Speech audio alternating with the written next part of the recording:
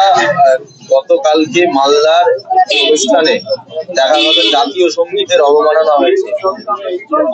কে করেছে আমি জানি না। তৃণমূলের জাতীয় বলে তৃণমূলের কিছুই নাই।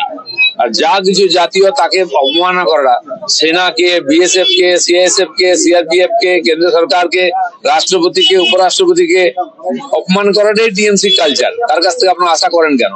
যারা বিদেশ থেকে রোহিঙ্গা অনুপ্রবেশকারী আসবে তারা এখানে থাকবে, তারা রেশন কার্ড পাবে, তারা এখান থেকে কি বলে পাসপোর্ট ভেরিফিকেশনের সুবিধা পেয়ে যাবে।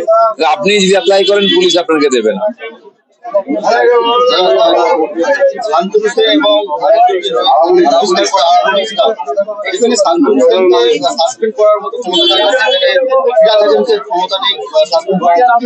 ক্ষমতা নেই, পার্টি যেটা ঠিক করেছে, পার্টির নীতি আদর্শ বলে টিএমসি কিছু নাই।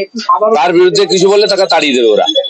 কামাও, খাও, ভাগ করে খাও, লুটপাট করো, গুলি মেরে দাও, এটা হচ্ছে টিএমসি। এখন যারা পারছেন না সহ্য করতে মুখ খুলেছেন। আরজি করে শান্তনু সেন তার নিজের মেয়ে ওখানে পড়ে, তিনি ভুক্তভোগী এই ঘটনা ঘটেছিল, এটা উনি স্বীকার করেছিলেন, তার হৃদয়ের কথা বলেছিলেন, তার ফল ভোগ করতে হলো।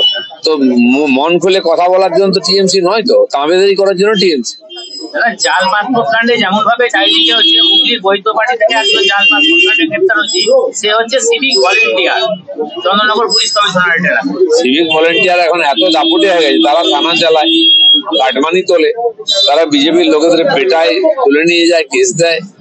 পশ্চিমবাংলাটা হচ্ছে যত ফ্রড, যা কিছু জালি, তার কেন্দ্র। পয়সা দিন রেশন কার্ড পেয়ে যাবেন, আধার কার্ড পেয়ে যাবেন। কি হওয়ার ছিল, কি হয়েছে, সে তো হিসাব করতে গেলে গন্ডগোল হয়ে যায়। মমতা ব্যানার্জি তো লন্ডন বানিয়ে বলছেন কলকাতায়, এখন তো লাহোর হয়ে গেছে। আর পশ্চিমবাংলাকে কি বানাতে চাইছিলেন? যে দীঘাকে গোয়া বানাতে চাইছিলেন, হয়েছে কি? পুরো পশ্চিমবাংলাটা এখন আফগানিস্তান হয়ে যাচ্ছে, বাংলাদেশ হয়ে যাচ্ছে, পাকিস্তান হয়ে যাচ্ছে।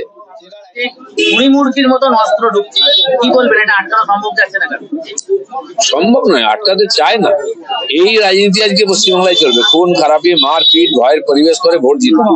হয়নি মিউনিসিপালিটি ভোট, হয়নি পঞ্চায়েত ভোট জিতা, তো সেই জন্য এটাই চলবে, গুলি চলবে। আপনার কানের পাশ দিয়ে যদি যায় আপনি বেঁচে গেলেন, যদি লেগে গেল তো আপনি চলে গেলেন। এ তো লটারি, কার লাগবে কেউ জানে না।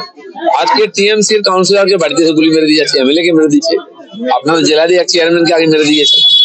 এই তো অতি পরিচিত। বিহার, উড়িষ্যা, উত্তরপ্রদেশে যে ধরনের ঘটনা ঘটতো 20 বছর আগে, গল্প হতো, হাসাহাসি হতো, আজ তার সমস্ত রেকর্ড ওয়েস্টবেঙ্গল ভেঙে দিচ্ছে। আর মমতা ব্যানার্জি পুলিশ মন্ত্রী, তিনি দাঁড়িয়ে ধমকান, এসপি কে গালাগাল দেন, পাল্টে দেন, হয়ে গেল। তার মতো অযোগ্য প্রশাসক বাংলায় কোনোদিন আসেননি।